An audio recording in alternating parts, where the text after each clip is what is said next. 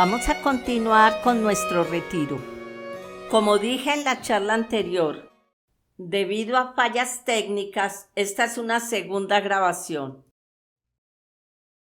Lo más importante es recordar que dice nuestro Señor, mi voluntad soy yo mismo, porque así entendemos qué es lo que nos quiere volver a dar ahora con este don de la divina voluntad.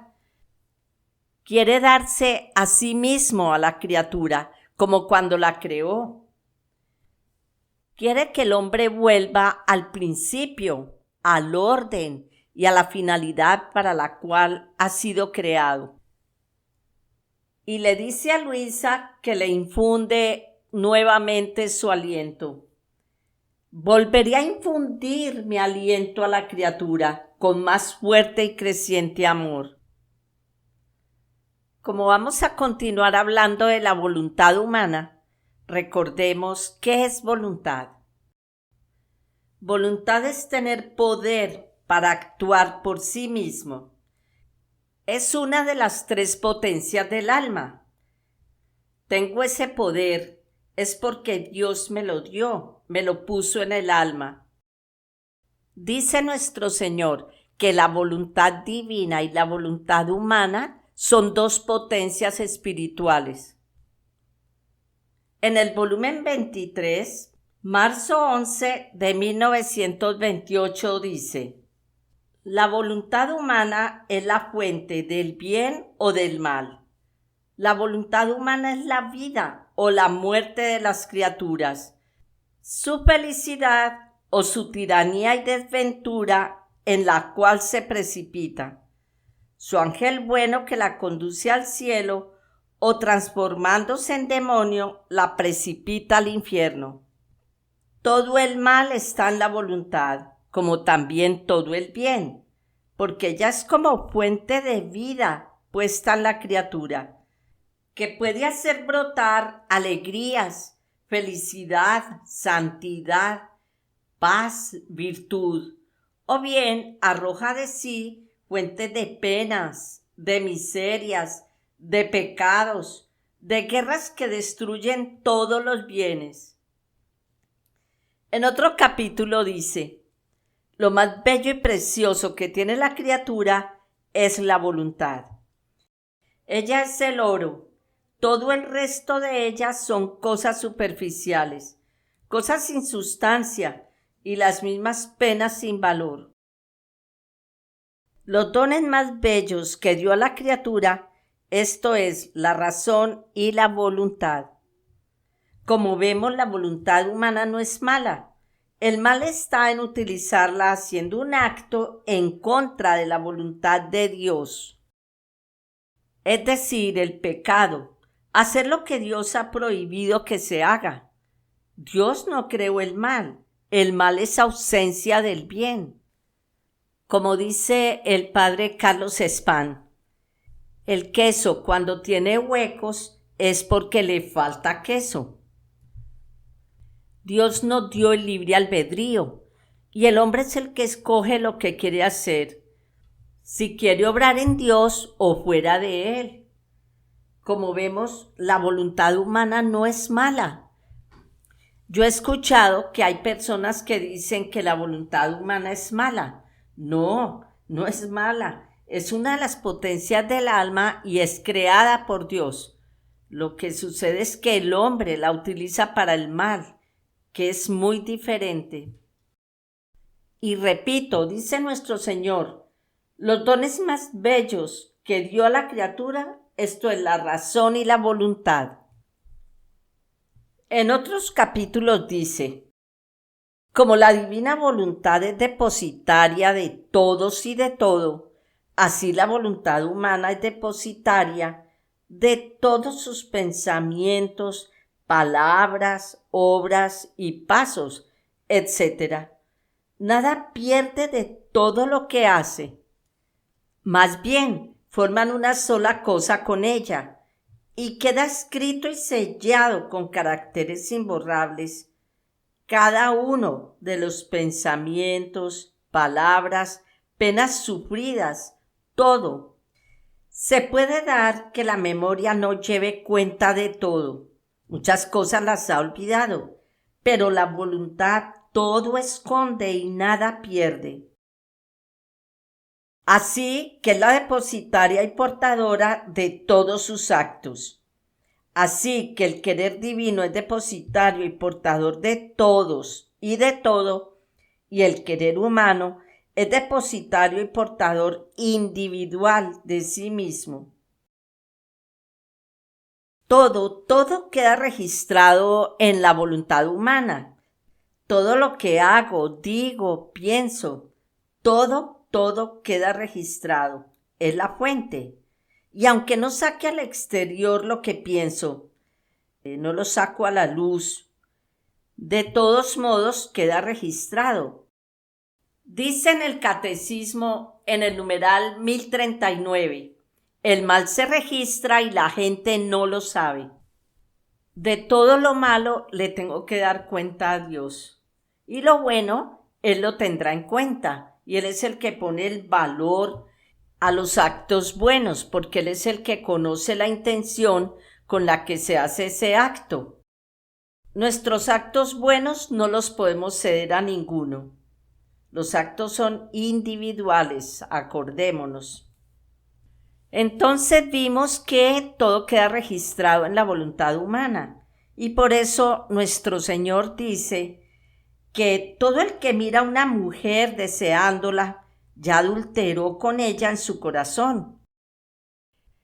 Y ya nosotros entendemos por qué dice así, porque todo queda registrado en la voluntad humana.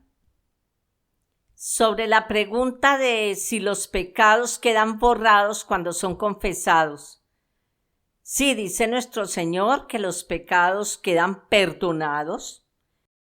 Y en la Biblia, en Hechos, dice que serán borrados. Sí, como está diciendo aquí Anita, que Jesús vino, hizo el injerto y vuelve y nos da los derechos. Sí, así es. Él vino y unió la divina voluntad con la voluntad humana. Tenía que ser Dios mismo el que hiciera esta unión, porque era la divina voluntad la ofendida y la divina voluntad es Dios mismo.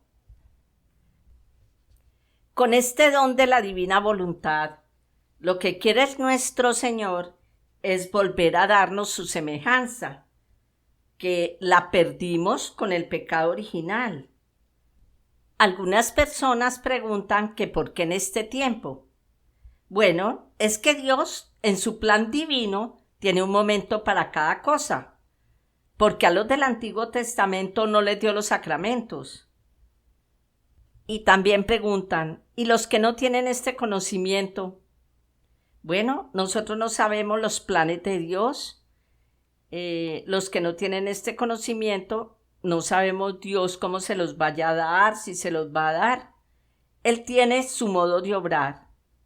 Inclusive, me acordé en uno de los anuncios de Garabandal, es que de un momento a otro todos vamos a conocer el estado del alma, pero no sabemos cuándo.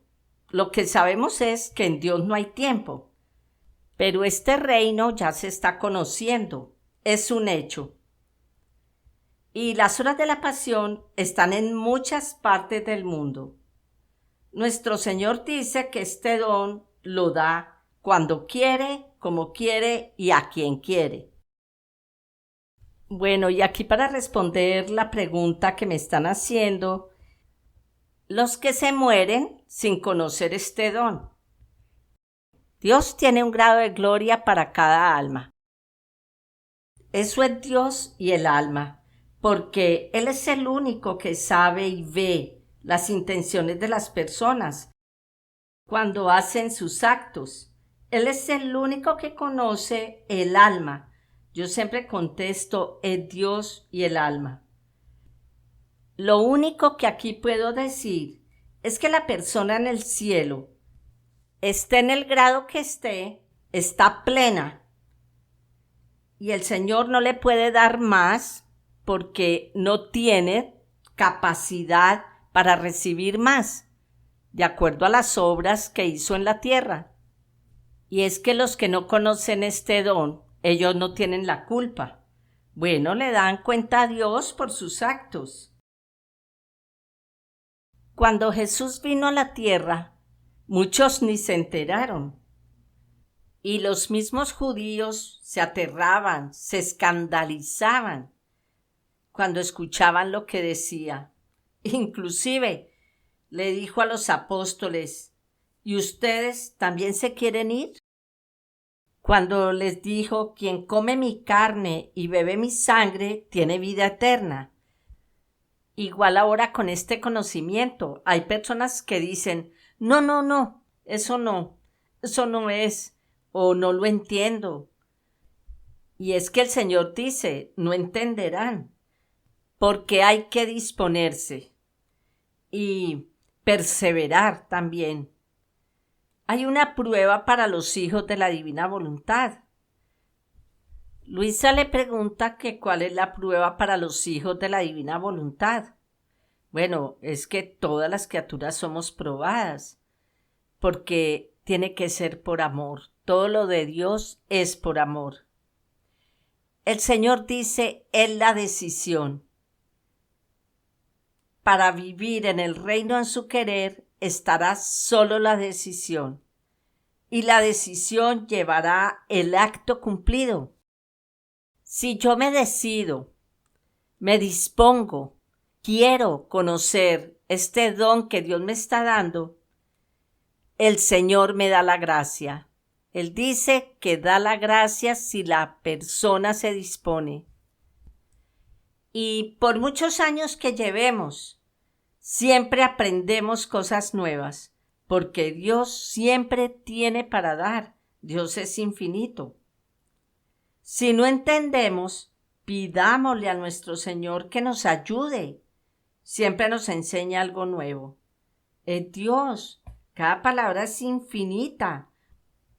En una homilía sobre un evangelio, un sacerdote dice algo, y otro, hablando del mismo evangelio, el mismo día, dice cosas completamente diferentes. ¿Por qué? Porque Dios siempre tiene para dar. Me pidieron que hablara sobre lo que nos enseña el Señor acerca del purgatorio. Es que el alma que vive en la divina voluntad no va al purgatorio. ¿Por qué? Porque sus actos son hechos por Dios mismo. Son hechos en la unidad de la luz y estarán ante el trono divino haciendo lo que hace Dios. Por eso dice nuestro Señor que purifica al alma. Le va quitando las pasiones, bueno, y todo el arrastre que traemos. Nos va quitando los ídolos, como Dios sabe cuáles son nuestros ídolos, que ni siquiera nos damos cuenta que los tenemos. Un ídolo puede ser el dinero, el esposo, la esposa, el trabajo, mi casa, mi carro, mi cuerpo, mi, yo, etc. Dios sabe cuál es el ídolo que cada alma tiene. Los apegos personales. Le escuché decir a una señora en un grupo de oración que sin aretes no salía. Ella decía: no salgo sin aretes porque me siento desnuda. Ese es un apego a los aretes para sentirse bien.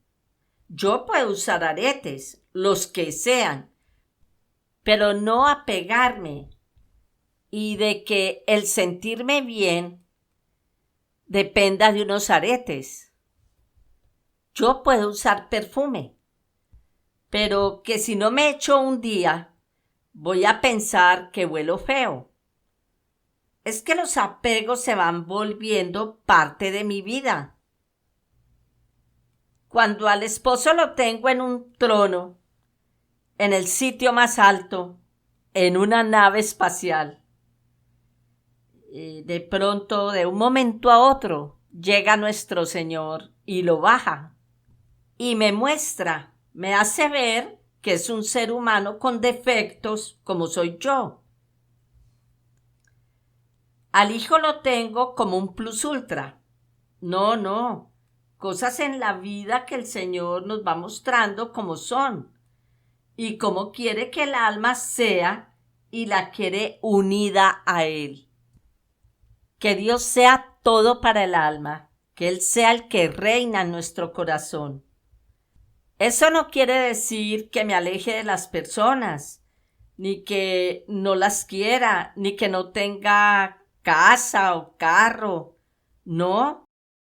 Dios quiere a cada uno en el estado que lo puso, cumpliendo su voluntad, en donde esté, con el oficio que quiere desde la eternidad para cada uno.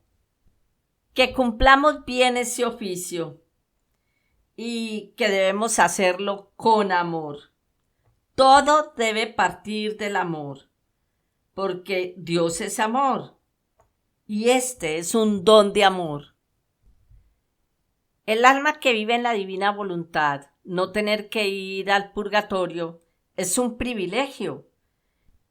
Y qué maravilla, cuál no será la alegría, el éxtasis perenne del alma que estará ante el trono divino haciendo lo que hace Dios.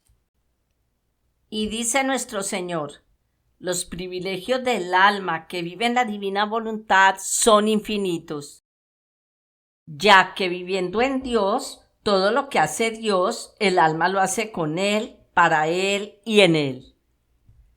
Su obrar es universal, sus oraciones cubren el pasado, el presente y el futuro. La gloria que da al Ser Supremo es completa, y esta alma regresa al principio como fue creada, en el orden y puesto en el cual Dios la quería, y cumple la finalidad de su existir, dando la supremacía y el reinar a su Creador. Entonces, nuestra oración tiene que ser universal. Debemos pedir que venga el reino, para que se llene pronto el número de peticiones ante el trono divino. Los del Antiguo Testamento así hacían, pedían que viniera el Mesías y lo esperaban. Ahora nosotros debemos pedir que venga el reino. Una de las preguntas más comunes que siempre nos hacen es, ¿y puedo pedir por mi esposo o por el trabajo de alguien que me recomiendan? Sí, sí lo puedo hacer, pero cuando haga esa oración, la hago por él y en él por todos los matrimonios de la tierra. La hago por el enfermo y en él por todos los enfermos de la tierra, y así por la intención que tenga. Por un alma del purgatorio y en ella por todas las almas. Y este modo de orar universal lo aprendemos con este don de la divina voluntad. Me acuerdo que hay un capítulo en el volumen 11 que el Señor le dice a Luisa, reza como rezo yo. Antes de conocer y empezar a hacer nuestros actos en la divina voluntad, todos nuestros actos son humanos solamente. ¿Y qué sucede cuando me fundo en la divina voluntad y le pido que venga a obrar en mí? Para entender esta parte mejor, la vamos a comparar con el mar y la lluvia. Vemos aquí una imagen del mar y una gota de lluvia que está cayendo. Cuando la gota de lluvia cae al mar, se pierde en el mar y empieza a formar parte del mar. Se hace mar. Aquí es igual. En la divina voluntad me imagino un mar de luz y de amor, y que mi alma es esa gota de lluvia. Cuando yo me fundo en la divina voluntad, es como esa gota que entra al mar de luz, y esa gota se transforma en luz y amor. Se transforma en voluntad de Dios, hace lo que Dios hace. Y como mi alma es una unidad, No puedo separar los actos que hice solamente en voluntad humana de los que hago ahora fundida en la divina voluntad, sino que estos actos anteriores son transformados en luz y amor, porque son hechos por mi misma voluntad. Aquí me preguntan ¿qué sucede con los sufrimientos anteriores? Repito, como el alma es una unidad, está todo junto, los sufrimientos, las oraciones, los actos de caridad, todo lo que yo he hecho. Dice nuestro Señor que lo que el alma va haciendo se va uniendo a los actos anteriores, que reúne todos estos actos como si fueran uno solo. Y esos actos son transformados en divinos. Un ejemplo, si ama, reúne todas las veces que el alma ha amado y los hace un solo amor. Lo mismo si sufre. Todo lo que el alma ha hecho y repite vuelve a estar en acto. Todo lo reúne nuevamente y nuestro Señor le da el nuevo mérito. Cuando una persona muere y sus actos han sido buenos, pero solo hechos en voluntad humana, ¿qué sucede? Bueno, dice nuestro Señor que los actos esperan al alma para ir juntos al purgatorio. ¿Por qué cuando estos actos no son hechos en divina voluntad y aún siendo buenos, el alma tiene que ir al purgatorio? Porque el plan inicial de Dios era que todas las criaturas viviéramos en su divina voluntad. Los actos tendrían que haber sido hechos todos en la divina voluntad. Entonces hay un vacío en la divina voluntad, porque estos actos no fueron hechos en ella. Por eso va al purgatorio a llenar esos vacíos de amor, aunque los actos hayan sido buenos en la tierra, le dice nuestro Señor. Al mismo tiempo, en el alma también está ese vacío, pues al no ser hechos esos actos en la divina voluntad, no hay plenitud en el alma. Ahora, este purgatorio solo Dios sabe cómo le toca pagarlo. En el volumen 7 vemos que el Señor le muestra a Luisa que el Papa está pagando el purgatorio en una iglesia frente al Santísimo. Por eso, este conocimiento de la divina voluntad es para que estos actos ya no sean hechos solo en voluntad humana, sino que la divina voluntad vuelva a reinar en medio de las criaturas. Esa es la finalidad. Hay un capítulo en el que el Señor dice: cuando el hombre se retiró de mi divina voluntad, yo perdí mi reino en él. La verdad que ese capítulo me impactó. Es en la única parte en donde yo he encontrado que el Señor diga que perdió su reino. Aquí Rosa María pregunta: ¿puedo ofrecer mis sufrimientos por la salvación del mundo? Sí, claro, uniendo tus sufrimientos a los sufrimientos de Jesús. Y tengamos en cuenta que el sufrimiento es lo que yo le puedo ofrecer como algo propio, porque yo soy la que lo estoy viviendo, lo soporto y lo debo vivir con amor. Se lo ofrezco como sacrificio, se lo entrego y le digo: lo quiero vivir contigo, unida a los sufrimientos de Jesús, como cada uno quiera decirle en su oración. Lady me pregunta sobre las indulgencias que se aplican por las almas del purgatorio. Nuestro Señor es el que dispone cómo aplica las oraciones cuando las hacemos por los demás. Ya que estás hablando sobre ese punto, voy a aprovechar para hablar de un capítulo. Hablando del purgatorio, el Señor nos enseña que las oraciones y lo que se hace en la iglesia descienden al purgatorio para bien de las almas. Dice que esos sufragios llegan a las almas que han hecho su voluntad, porque se han formado los caminos, las vías, para que lleguen los sufragios que se hacen por ellas. Pero que los que no hicieron su voluntad, se salvaron en el último momento, en el momento de la muerte, esas almas no hicieron los caminos, a esas almas no les llegan los sufragios.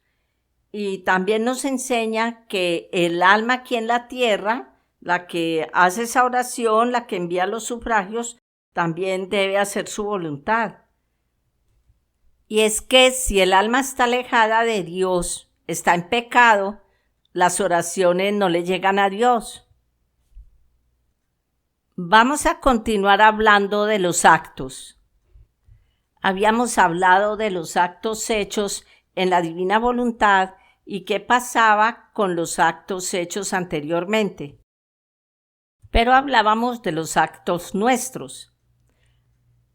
En el volumen 28, Luisa le dice al Señor que si los actos hechos por las otras criaturas se pueden transformar en actos de divina voluntad. El Señor le dice que a esos actos les falta el germen de la luz. No se transforman en divinos. En esta imagen tenemos una flor, una piedra preciosa, tenemos estas frutas y este árbol. Dice que en estos actos pues puede verse un germen de la bondad, el de la santidad, pero que no son luz y simbolizan el homenaje que le podría dar una flor, una planta, una piedra preciosa o un fruto, pero no el homenaje de un sol, o sea, de un acto hecho por él mismo, con todas las características de un acto divino, eterno e infinito, que produce vida divina. El Señor nos pone este ejemplo con cosas materiales. ¿Pero por qué? Para que entendamos y porque no tienen vida divina. Por consiguiente, los actos de las otras personas y que esos actos no fueron hechos en la divina voluntad no se pueden cambiar porque les falta el germen de la luz. Vamos a ver un capítulo, es un resumen de lo que hemos visto. Es del volumen 33, marzo 19 de 1935. ¿Quieres tú que mi voluntad reine y viva en ti como vida? Si verdaderamente lo quieres, todo está hecho. Porque es tanto nuestro amor y el deseo ardiente de que la criatura posea nuestra voluntad como vida, para hacerla vivir de ella, que en cuanto su voluntad humana verdaderamente lo quiere, así la nuestra llena el querer humano de nuestro supremo querer para formar en él su vida y vivir en ella como en su propio centro. Tú debes saber que la voluntad divina y la humana son dos potencias espirituales. La divina inmensa, de una potencia inalcanzable. La humana pequeña potencia, pero aunque pequeña, tiene su potencia. Y siendo las dos espirituales, la una se puede verter en la otra y formar una sola vida. Toda la potencia está en el querer, y siendo potencia espiritual, tiene espacio para poder poner dentro de su voluntad el bien que quiera y también el mal. Así que lo que quiere la voluntad, eso se encuentra dentro de ella Si quiere la propia estima, la gloria, el amor a los placeres, a las riquezas, se encontrará dentro de su querer la vida de la estima propia, de la gloria, la vida de los placeres, de las riquezas. Y si quiere el pecado, también el pecado formará su vida. Mucho más si quiere la vida de nuestra voluntad en la suya, querido, ordenado por nosotros con tantos suspiros. Si de veras la quiere, tendrá el gran bien de poseer nuestra voluntad como vida. Y si esto no fuera, la santidad del vivir en mi querer sería una santidad difícil y casi imposible. Más adelante dice: si de veras quieres hacer este bien, lo haré yo junto contigo. No te dejaré sola. Pondré a tu disposición mi gracia, mi fuerza, mi luz, mi santidad. Seremos dos en hacer el bien que quieres poseer. Por eso no se necesita mucho para vivir de mi voluntad. El todo está en el querer. Si éste se decide y lo quiere firmemente y perseverantemente, ya ha vencido a la mía y la ha hecho suya.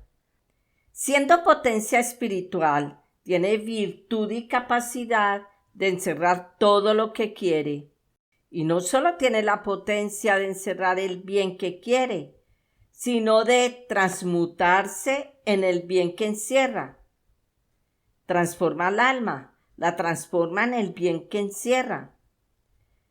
Así que la voluntad humana se cambia en la naturaleza del bien que quiere, y aunque muchas cosas que verdaderamente quiere no las haga, en la voluntad quedan como hechas, y se ve que a la ocasión de hacer aquel bien que quería, poseyendo la vida de ese bien, con prontitud, con todo amor, sin dudar un instante, hace aquel bien que desde hacía tanto tiempo quería hacer.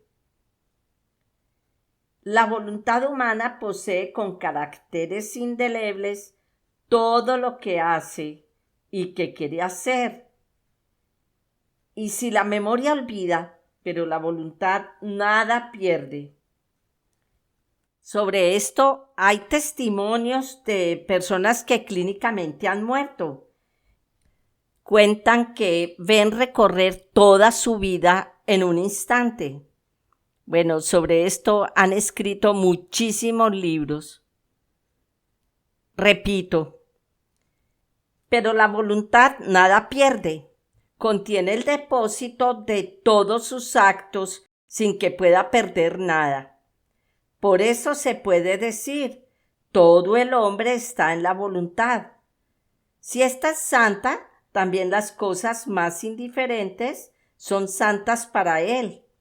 Si es mala, tal vez aún el bien se cambia para él en acto perverso. Por eso, si quieres verdaderamente mi voluntad divina como vida, no se necesita mucho. Mucho más que unida a la tuya está la mía que lo quiere. Hay una potencia que todo puede, y por parte tuya se verá con los hechos si en todas las cosas te comportaras como poseedora de una voluntad divina. Y es que cambia nuestros modos, porque ahí dice, se verá con los hechos si en todas las cosas te comportaras como poseedora de una voluntad divina. Y no puede ser que una persona hable de la divina voluntad y venga con patanería, con malas actitudes, con faltas de caridad, porque no está viviendo lo que está hablando. Si está hablando del amor, hay que vivir conforme ese amor. El Señor nos modela, Él es el que se encarga, Él sabe cómo. El Señor nos habla también de la perseverancia. Es muy importante perseverar, imponernos una disciplina, todos los días leer un capítulo, hacer las horas de la pasión. Si estoy muy cansada porque he trabajado todo el día, leo un capítulo pequeño y hago una parte de las horas de la pasión. Pero no me debo ir a acostar sin cumplir este propósito. Hay que perseverar, demostrarle a nuestro Señor que sí quiero conocer este don. Sobre el don de la divina voluntad, este capítulo es como un resumen. Es del volumen 18, diciembre 25 de 1925. Hija mía, es verdad que el vivir en mi querer es un don, y es el poseer el don más grande, pero este don que contiene valor infinito, que es moneda que brota a cada instante, que es luz que nunca se apaga, que es sol que jamás tiene ocaso, que pone al alma en su lugar establecido por Dios en el orden divino, y por lo tanto toma su lugar de honor y de soberanía en la creación, no se da sino a quien está dispuesto, a quien no debe hacer despilfarro, a quien debe estimarlo tanto y amarlo más que la propia vida. Es más, debe estar pronto a sacrificar la propia vida para hacer que este don de mi querer tenga la supremacía sobre todo y sea tenido en cuenta más que la propia vida, más bien su vida como una nada en comparación a él. Por eso, primero quiero ver que el alma quiere hacer en verdad mi voluntad y nunca la suya, pronta a cualquier sacrificio para hacer la mía, en todo lo que hace, pedirme siempre, aun como préstamo, el don de mi querer. Entonces, yo, cuando veo que nada hace sin el préstamo de mi querer, lo doy como don, porque con pedirlo y volver a pedirlo, ha formado el vacío en su alma donde poner este don celestial. Y con haberse habituado a vivir con el préstamo de este alimento divino, ha perdido el gusto del propio querer. Su paladar se ha ennoblecido y no se adaptará a los alimentos viles del propio yo. Por eso, viéndose en posesión del don que ella tanto suspiraba, anhelaba y amaba, vivirá de la vida de aquel don, lo amará y lo tendrá en la estima que merece. ¿No condenarías tú a un hombre que, lleno de afecto pueril hacia un niño, solo para que le estuviese un poco en su compañía, entreteniéndose juntos, le diese un billete de 1,000, y el niño, no conociendo el valor, después de algunos momentos lo rompa en 1,000 pedazos? Pero si en cambio primero lo hace desear, luego le hace conocer el valor, después el bien que le puede hacer ese billete de a 1,000, y luego se lo da, aquel niño no lo hará pedazos, sino que irá a guardarlo bajo llave, apreciando el don y amando más al donador.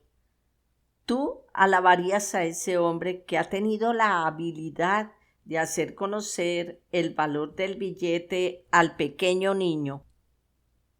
Si esto hace el hombre, mucho más yo que doy mis dones con sabiduría, con justicia y con verdadero amor. He aquí entonces la necesidad de las disposiciones, del conocimiento del don y de la estima y aprecio y del amar al mismo don. Por eso, como precursor del don de mi voluntad que quiero hacer a la criatura, es el conocimiento de ella. El conocimiento prepara el camino, el conocimiento es como el contrato que quiero hacer del don que quiero dar. Y por cuanto más conocimiento envío al alma, tanto más es estimulada a desear el don y a solicitar al divino escritor que ponga la última firma, que el don es suyo y lo posee. Entonces, la señal de que quiero hacer don de mi querer en estos tiempos es el conocimiento de él. Por eso, sé atenta en no dejar escapar nada de lo que te manifiesto sobre mi voluntad. Si quieres que yo ponga la última firma del don que suspiro dar a las criaturas, lo primero que debemos hacer es fundirnos en la divina voluntad. Pedirle que venga a obrar en nosotros, que venga a hacer todo en nosotros. Vamos a ver qué nos enseña el Señor sobre qué es fundirse. Y tengamos presente que no es unirme, sino fundirme, para ser uno solo. En el volumen 17, enero 4 de 1925, el fundirte en mi voluntad es el acto más solemne, más grande, más importante de toda tu vida. Fundirte en mi voluntad es entrar en el ámbito de la eternidad, abrazarla, besarla y recibir el depósito de los bienes que contiene la voluntad eterna. Es más, en cuanto el alma se funde en el supremo querer, todos van a su encuentro para deponer en ella todo lo que tienen de bienes y de gloria. Los ángeles, los santos, la misma divinidad, todos deponen, sabiendo que deponen en aquella misma voluntad en la cual todo está al seguro. El alma, con recibir estos bienes, con sus actos en la voluntad divina, los multiplica y da a todo el cielo doble gloria y honor. Así que con el fundirte en mi voluntad pones en movimiento cielo y tierra. Es una nueva fiesta para todo el empíreo. Y como el fundirse en mi voluntad es amar y dar por todos y por cada uno, sin excluir a ninguno, mi bondad para no dejarme vencer en amor por la criatura, pongo en ella los bienes de todos y todos los bienes posibles que en mí contengo. No puede faltar el espacio donde poner todos los bienes, porque mi voluntad es inmensa y se presta a recibir todo. Si tú supieras qué haces y qué sucede con el fundirte en mi voluntad, te derretirías por el deseo de fundirte continuamente. Después estaba pensando si debía o no escribir lo que está escrito aquí arriba. Yo no lo veía necesario ni una cosa importante, mucho más porque la obediencia no me había dado ninguna orden de hacerlo. Entonces mi dulce Jesús, moviéndose en mi interior, me ha dicho: hija mía, ¿cómo que no es importante hacer conocer que el fundirse en mi voluntad es vivir en ella? El alma recibe como en depósito todos mis bienes divinos y eternos. Los mismos santos hacen competencia para deponer sus méritos en el alma fundida en mi voluntad, porque sienten en ella la gloria, la potencia de mi voluntad y se sienten glorificados en modo divino por la pequeñez de la criatura. Pongamos mucha atención a esta parte que sigue. Escucha, hija mía. El vivir en mi voluntad sobrepasa en mérito al mismo martirio. Es más, el martirio mata al cuerpo. El vivir en mi voluntad es hacer con una mano divina que la propia voluntad quede muerta, y le da la nobleza de un martirio divino. Y cada vez que el alma se decide a vivir en mi voluntad, mi querer prepara el golpe para matar la voluntad humana y así forma el noble martirio del alma. Porque voluntad humana y voluntad divina no hacen alianza juntas. Una debe ceder el puesto a la otra y la voluntad humana debe contentarse con permanecer extinguida bajo la potencia de la voluntad divina. Así que cada vez que te dispones a vivir en mi querer, te dispones a sufrir el martirio de tu voluntad. Mira entonces qué significa vivir, fundirse en mi voluntad. Ser el mártir continuado de mi voluntad suprema. ¿Y a ti te parece poco y cosa de nada? Para terminar, vamos a ver los siguientes pasos. Primero, saber que existe el don. Ya el Señor nos lo está dando a conocer. Segundo, como ya sabemos que existe, entonces desear conocerlo, pedirlo. Como Dios no violenta la voluntad humana, esta petición tiene que ser de la criatura hacia Dios. Tercero, vimos que la prueba es la decisión. Si el alma se decide, se dispone, y cuando se dispone, nuestro Señor le da la gracia.